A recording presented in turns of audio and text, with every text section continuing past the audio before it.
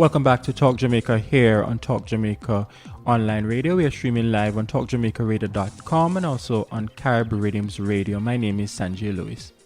And I'm Ralston Chamberlain. Listeners, following the passage of the National Identification and Registrations NIDS bill last Monday, November 13, the government has been ramping up public education in a bid to address persistent rumors and concerns that it is very intrusive. The Jamaica Coalition for a Healthy Society, JCHS, had expressed concerns that fingerprint and possibly retina scan, vein pattern of the hand, footprint, toe print, palm prints, and blood types, as well as employment and religious data, are being mandated for submission. In addition, concerns too that anyone who does not enroll after 3 years of NIDS implementation can be fined a sum of $100,000 or be subjected to other forms of punishment, such as community work.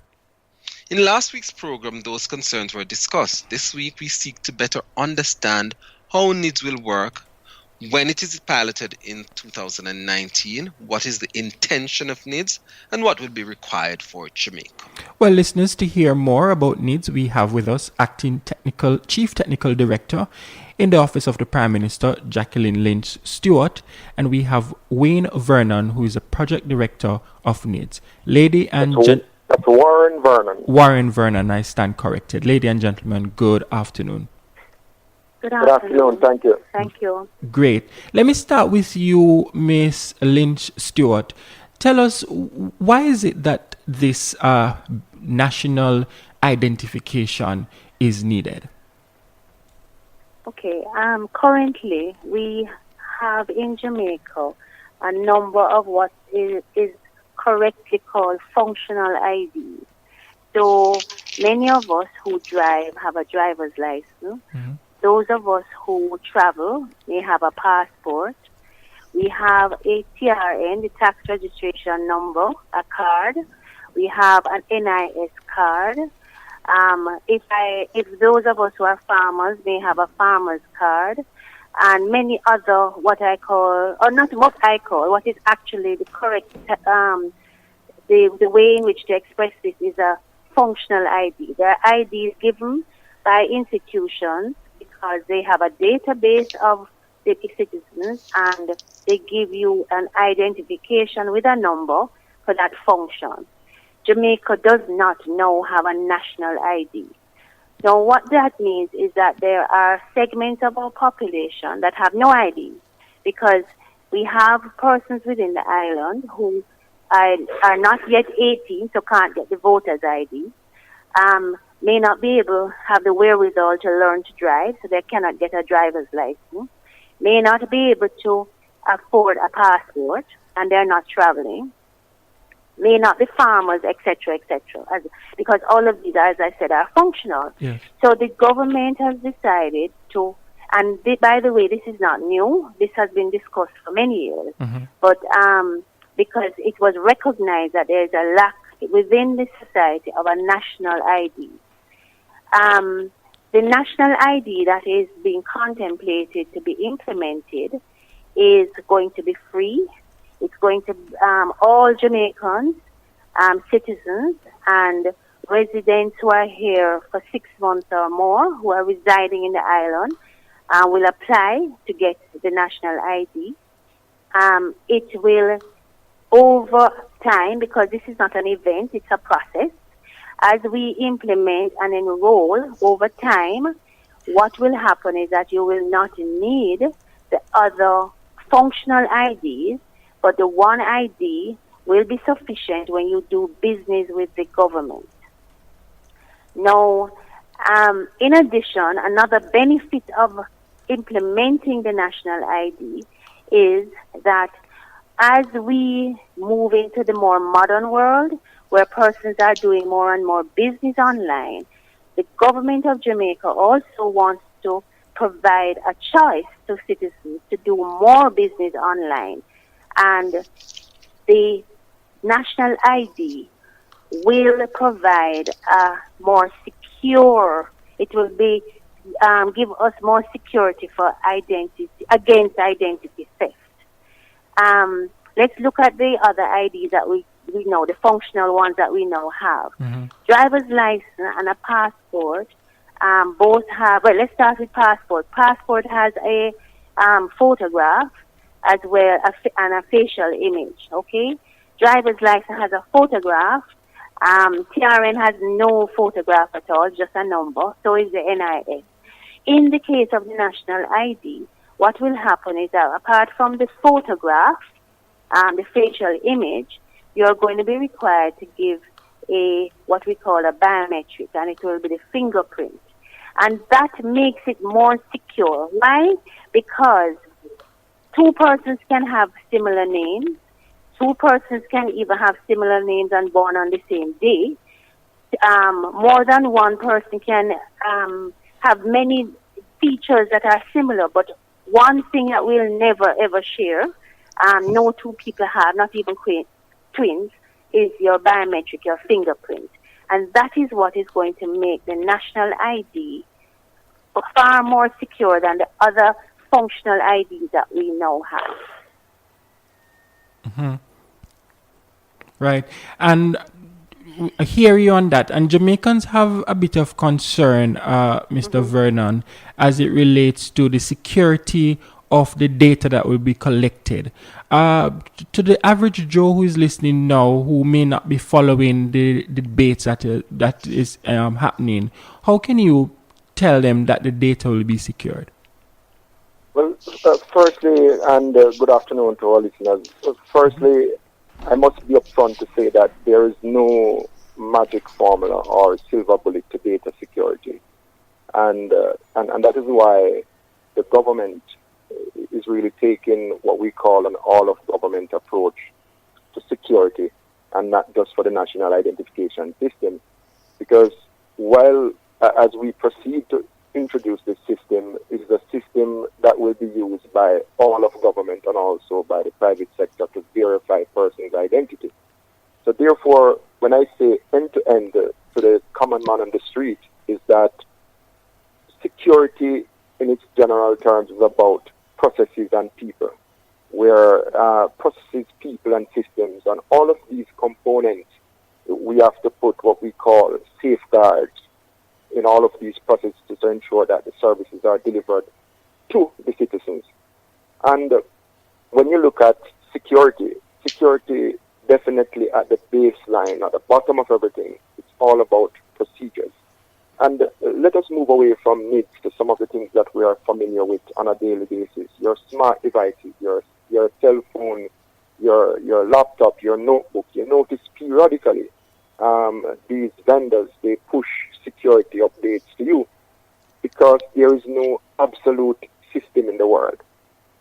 While there is no absolute system in the world, there are certain safeguards that you can employ based on international standards to prevent this. And one is to ensure that the function, especially at the user level, because most of the breaches, as you examine them globally, those breaches usually occur at the user level. So the first point of order is that we will put in place certain controls so that you receive access not based on who you are, not because you may be the minister of government or you may be the head of the entity, but you're only going to get access based on your function. So take, for example, at an enrollment center, when you walk up to do an enrollment, the officer enrolling will only have access at that point in time to the enrollee profile that he or she is entering, and he or she will not have any browse access. At that local level also, those officers will not be allowed to bring thumb drive. They will not be allowed to bring cameras. They will not be allowed to bring cell phones. In other words, and no paper document will be stored locally. Your documents will be scanned and stored in the system and returned to you. And every single thing in the system, if it moves, we are going to be monitoring and tracking it. And most importantly, I know Mrs. Lindstrom addressing the components in the bill, but I want to draw your attention to Clause 40. This is the first time in the history of Jamaica we are having what we call an open project, open governance, And this is where we introduce a component saying that every registered individual has a right to see the logs, has a right to see the transaction record, just like your bank account. You are able to see all of those persons who request verification on your behalf. And when you check that log, if you see anything in that log that you are not aware of, if it's a company or if it's an individual that access your data, then that person, there are certain punitive measures in the bill to address those. So overall, security in general, we have to view it end to end. We have to view it in the context of people, processes, and technology. And quite often, you're not going to have hackers or persons trying to attack your system head on via your firewall. Most times, it's via some internal action. And we are ensuring that all of the possible processes and controls will be put in place. We are auditing everything, every step of the way. When you look even at Clause 40, that provision, the technical team, these are technical experts across government that is working on the security design and also international experts. And one of the provisions that is going in there is that these security logs, the administrator, nobody will be able to delete these logs. These logs will be protected by what we call blockchain technology that is used similar to bitcoins and so on. And we are pushing to ensure that there's privacy all the way. Privacy all the way. And the government has been doing a number of things too to protect persons' data. I'm not sure, well, the general public may not be aware, but you may be aware that the Ministry of Science, Energy and Technology established some time ago the Jamaica Cyber Incident Response Team. Mm-hmm. And this team is actively working with government to improve cybersecurity across government. As you see, because there's this, we exchange data at some level across government. We have to ensure that it's not only the national identification system will be secured, but we have to ensure also that all of government that is using personal data is in fact secure. And the data protection bill was also tabled by MSET and the Ministry of Science, Energy and Technology. And this is going to be a crucial component of the security mix or the legal framework to protect what we call data subject, which is you and I, all Jamaicans, to make sure that whenever persons storing data on our behalf, that they follow certain rules and guidelines to safeguard us. So there are a number of things that are happening right now to protect data as part of the design. And just before my colleague comes in, Mr. Vernon, I want to pick up on that very same point, because the issue of fraud, we see people, and let's be realistic, people getting fake driver's license, people be able to get fake passports, and we have seen all cases of that. How is it then that we can have an assurance, so to speak, that we'll not have a fake NIDS card? All right.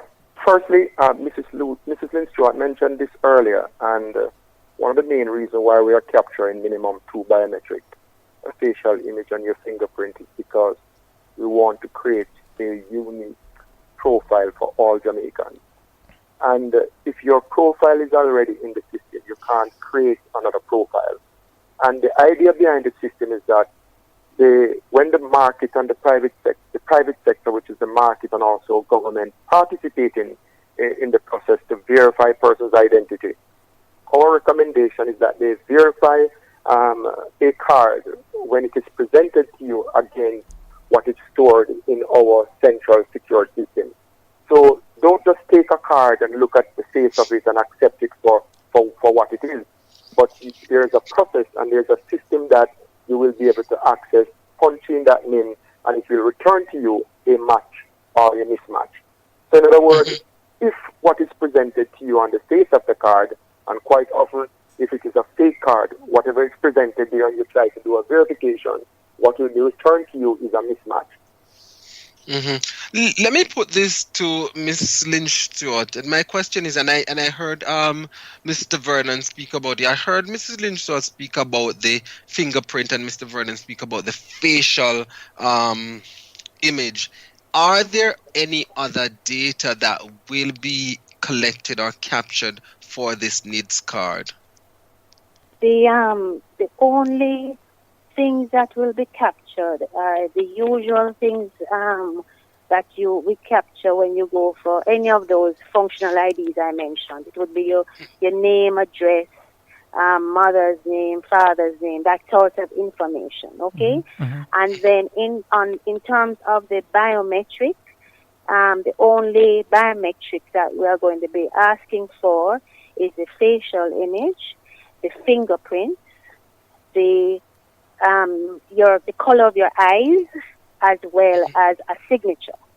Now, if someone is not able to give their fingerprint, because we don't anticipate it will be a very large percent of the population, but just in case we have someone without arms, or we have someone with arms, but because of the nature of their work over years, we can't capture the fingerprint, then we will take an iris scan. So that's an option to the fingerprint. What we anticipate is that most of us will be providing the fingerprint. Now, there are other types of information that we're going to be asking for, but those are on a voluntary basis. And though that information is for our providing statistics for planning purposes to statin and to PIOJ. So, for example... Mrs. Stewart, and just to top in here, it is important to make this point that the optional data will not be attached to your profile. So when you save that, it is going to be saved at what you call non-identifiable data. And when the policy was developed, the idea is that why not collect additional data to facilitate a census that you can rely on, data for national planning, instead of spending billions of dollars to gather this data outside of that process. Because when you have a system which is set up with a life cycle where a person is providing new data and updated information every day, it is more accurate when you're using that data for national planning. So when you give things such as your religion and so on, that will not be attached to your identity profile. That will be saved separately in a pool of data, in a big data pool that will be used for national planning. So when somebody opens your profile, an authorized individual open your profile, they are not going to be seeing your religion and all of those, because the moment you hit save, it is going to be detached from that window and stored in a separate table. All right. And I wanted, can I just also clarify that a lot of it, I've seen where people are saying blood type. The blood type falls within that statistical information. So, for example, it's not a part of the identity management system. It is what, as Warren just explained, is the unidentifiable data that goes into statistics. So when if I choose to, first of all, I have the right not to for those voluntary information. But if I choose to give that information, like my blood type, like my religion, it will not be attached to my name and the identity base. It will be going into that general pool for statistical purposes.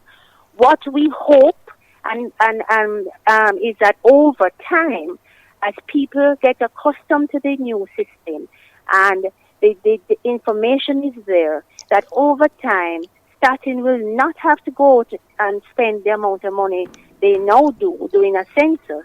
They will be able to get the statistics from NERO, the new authority, and it will assist government and the people of Jamaica because to plan better.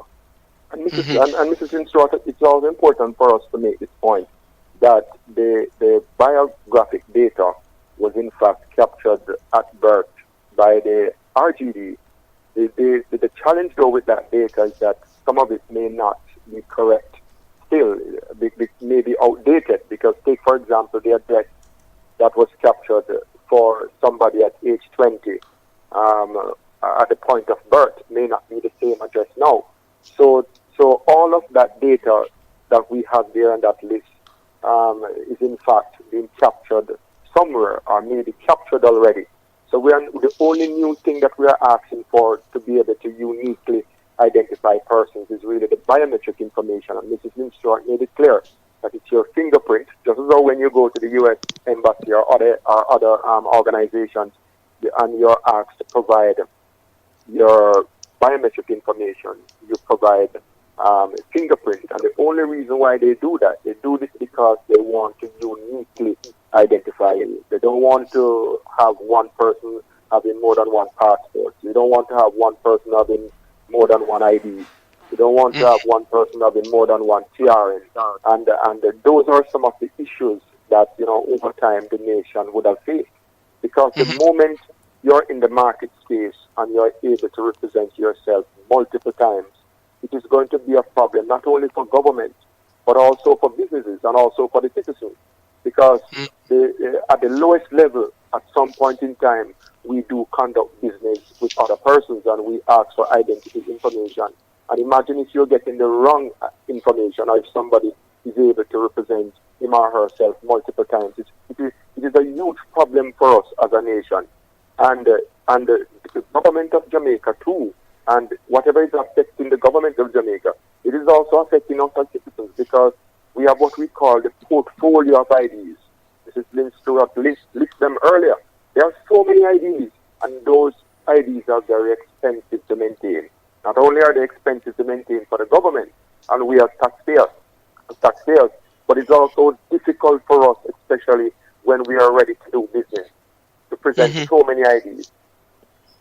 Let me put this to you, Mrs. Lynch-Stewart, because Section 20 of the bill makes it mandatory for people to enroll in NIDS, and that is and as I oftentimes go across social media, many persons are having concerns with that, and so I want to ask why make it mandatory? Wouldn't it have been easier if through extensive public education we kind of encourage persons of the importance of this and why they need to be enrolled in NIDS? I'm going to answer, but bear in mind that I am not a policymaker, okay? Right. We are the technicians who will implement whatever the policy decision is, okay? And I ask you to bear that in mind. I'm asking your listeners to bear that in mind.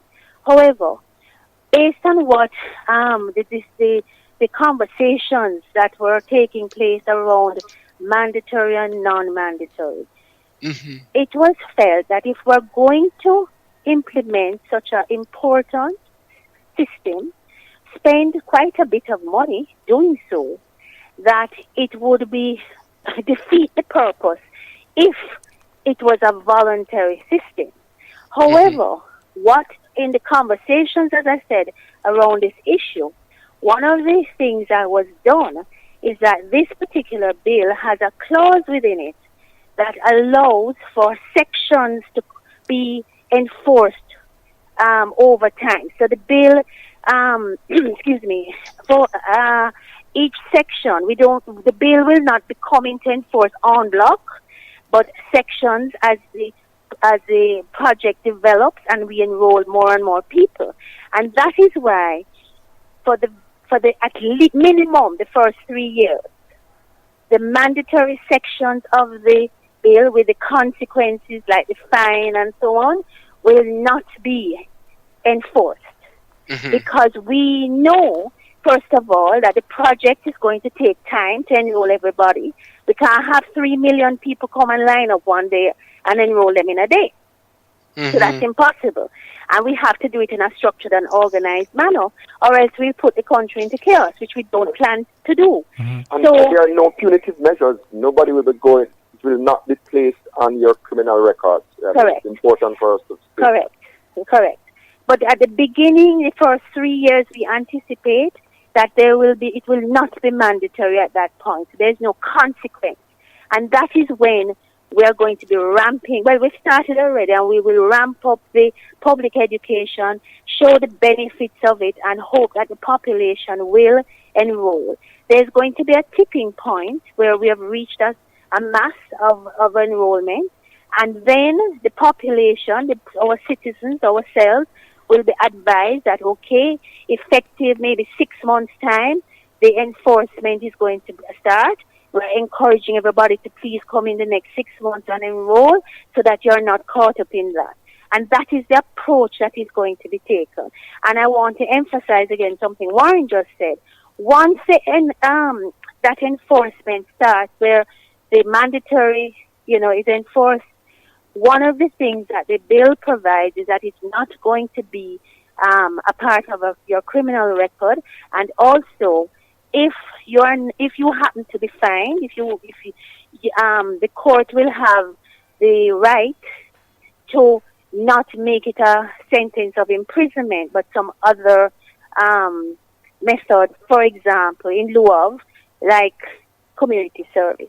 But what we hope is that as we roll out and people see the benefit of it, then we will have less persons in that category where the enforcement will have to be.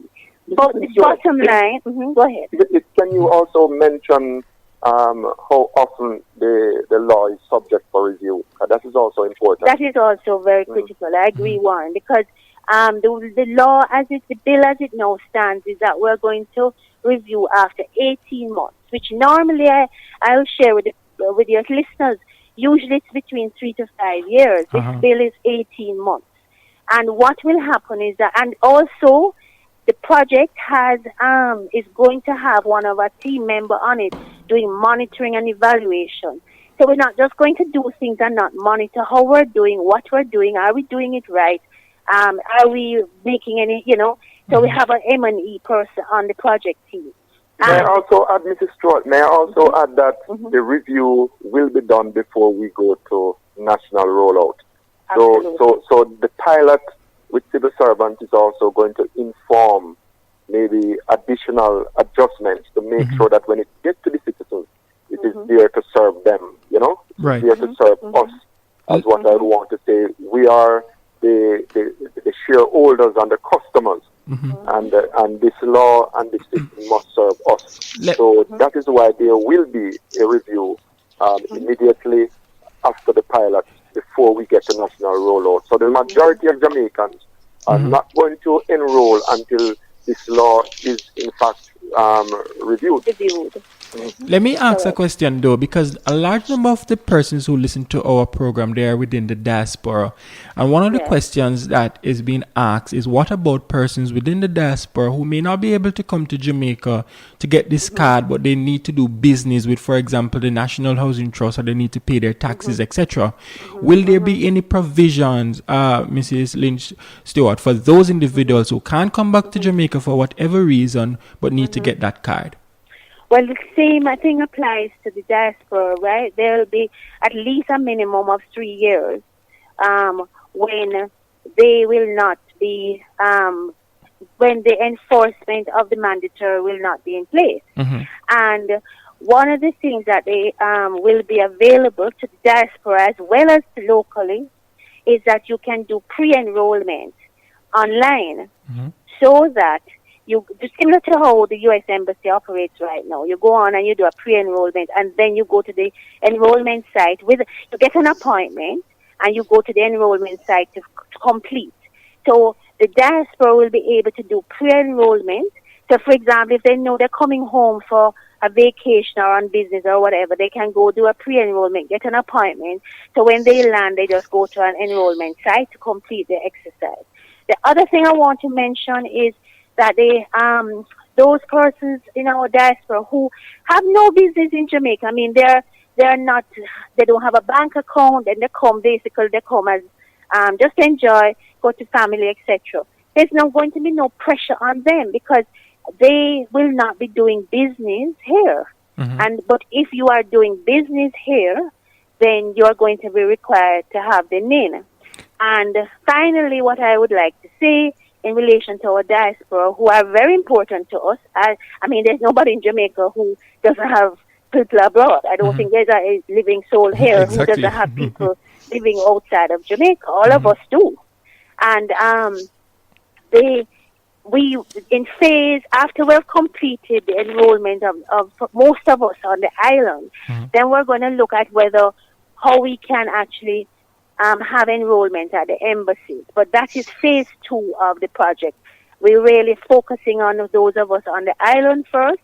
But as I said, the diaspora can do pre-enrollment. When they come home, they just make an appointment and they come in and they complete the exercise. I want to clarify. And just to add, though, just to add that we are defining a number of the processes now and refining them. And when the law is fully approved, we will do further refinement. But the objective always is to ensure that whatever we are putting in place is there to serve all Jamaicans, whether you're living here or you're living abroad.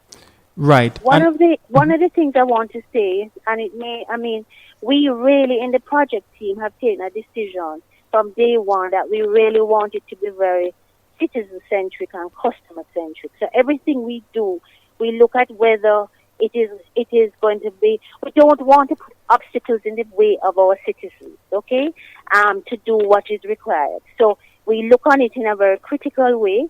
We're looking at the processes that we've started, and one of the things too is that we will be giving updates to the public on the project, so people are in tune with what we're doing, getting the feedback, etc. Because we recognize that the project is touching everyone, and we would like to keep everybody informed and also have a way to receive feedback to ensure that we provide the best possible service to our citizens. Mrs. Lindstort, sorry to interrupt you. Also, it is important for the public to know that we are not only going to be providing feedback, but we want all Jamaicans to participate in the project.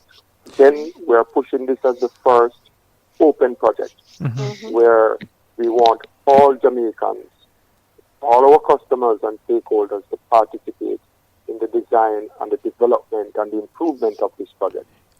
Just another misconception that I want to clear up. There is this thing about the access to schools, hospitals, private doctor services. If you don't have the NIDS card, then that will be denied. Can you clarify that? Because that is also in the public domain. Okay. The section of the bill as it now is, and I have to keep saying that because it's not yet passed, Yes. So, as I remind everybody, we implement what is the final law. But the section of the bill as it now stands has a clause that basically says that if we are in the middle of an emergency, and for example, a hurricane has passed, and we're in the middle of an emergency, you will not have to provide your NIN or NIC meaning the National Identification Card, to get any service. In addition, it also says that if you are in a position where your health or life is at stake, then you will not need to present either the NIN, the number, or the card. I'm going to try and find the exact wording so that I can share it with you and the listeners. Right. Okay? Yes. But that is in, let me just read it. This section, and when they say this section, they're referring to 41.1 that provides that you have to have the NIN and the NIC in order to get service. So section 41.3 says, this section does not apply during a period of public disaster or public emergency as defined in section 20 of the Constitution of Jamaica, or in any other situation that poses a threat to health or life. Let me ask you also about the rollout. We understand that the rollout is going to be in 2019. A listener just asked, why is it that it's taking so long to do the rollout, and why not, for example, 2018? Okay. Okay. Warren, you take that one. Yes. I'll just take that one. We, in our media, all the media releases and on press conference that we did, the public information, we would have mentioned that approximately 70% of the budget will be used to upgrade the government of Jamaica ICT infrastructure. So for the next year, we are pretty advanced now with procurement and also with the foundation work to make sure that those modifications and improvements, they are in fact done. But when you look at the enrollment sites, these enrollment sites would have to be what we call repurposed. So it will take time for us to fix these enrollment sites to make sure that they are ready. There are a number of technical things that have to happen. One, when you look at the government of Jamaica data center, we have to improve that. We have to put in place the different servers, the security equipment, the firewalls, the monitoring devices. We have to put in place the physical and the logical security. We have to put in place off-site backup. We have to put in place what we call network linking these enrollment sites. We have to procure the equipment to carry out the various functions. We have to train people to make sure that they in fact understand how to interpret the law and to operationalize everything. We have to develop a number of standard operating procedures that are not yet in place, just to ensure that all the way we deliver quality service to our citizens, and also to make sure that this thing works the way how it was envisaged to work. So there are a number of things that are going to happen, and in general, as we mentioned, this is not just about needs. This is about improving all of the services for government. The other thing I want to also say, the next year too, we have to develop the regulations for the law. Right. We have to do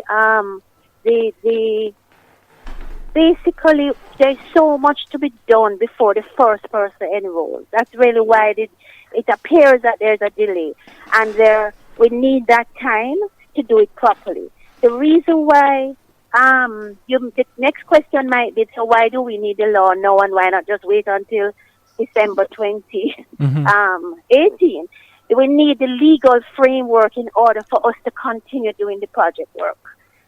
We have to have the legal framework in place. All the policies, so that we need. Go ahead. All the policies, all of the procedures have to be aligned to the legal framework. Legal framework. That's the point. So we have to. This is like the base, and then we go into the regulations, and then we have to do all of what Warren just described. And quite frankly, to your listeners and to yourself, we really need to do it right. We have to roll out right, so we want to get everything right. That's why we're doing the pilot. I mean, and as you know, in any project you do, it's normal to do a pilot. Right. So look at what you did, learn from it, tweak whatever before we go to the national. Will we realistically meet that 2019 deadline, though, considering all that needs to be implemented before 2019 arrives? Well, the only thing the only thing that is in our way now is the legal framework, because initially the government mentioned 2018, but as you know, we have been experiencing some delays with getting the legal framework in place, because we can't move while we are doing some things concurrently in the background. For example, we are looking at design and doing the RFP and so on based on international standard, but we have to hold all of those documents until the legal framework is in place, and to make sure that everything that we are doing is in fact aligned to the legal framework. If there is no legal framework, we will keep pushing it back, and maybe it will stay for another 40 years if we continue. Because remember that the conversation relating to a national identification system was first mooted over 38 years ago. So if the legal framework is not in place, we are not going to get anywhere. And I'm happy to see all of Jamaica getting involved in the process. There are a lot of persons who are now interested in how laws developed and approved. And this is good because laws are approved on a daily basis. And it is good that all Jamaicans now have an interest in this. And we need to visit the Houses of Parliament website. We need to see what is happening and get involved in the affairs of our country. You know, there are so many public documents that are out there, public entities. There are financial statements that are published online. As a nation and as taxpayers, we have to start get involved, let our voices be heard, and make sure that when we critique in a positive way, and we critique to change things for the better, because this is our country. Mm-hmm. Let me put this to you then, Mr. Vernon, because I hear you speak of the legal framework. Would a blow be dealt to this needs if, for instance, there was supposed to be a legal challenge on the constitutionality of if the bill is passed, if there was supposed to be a legal challenge, would this set back again further the implementation? Because as we saw, in the same system was implemented in India, and the Supreme Court of India had ruled section of it unconstitutional. Would it further delay your implementation if, for instance, there was to be a legal challenge of this bill? Well, all of these issues we consider them as risk where the project is concerned, and those risks are being managed by policymakers. What we expect at the end of the day is a policy that is aligned to the portfolio of laws in the country. Even when you look, at the Constitution and different laws and so on, that is what, as technocrats, that we are expecting. And we know the policymakers are looking at those risks and they are managing them. Mm-hmm. But as it is now, if any of those risks are realized, of course, they would have impact on the project.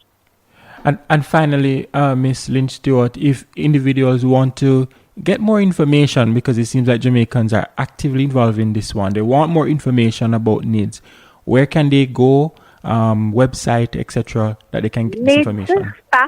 FACTS.com. And it is now, it has been up for quite a while. Well, we're getting more interest in it now, but I encourage people to go to nidsfacts.com, and you will see frequently asked questions and the answers accordingly.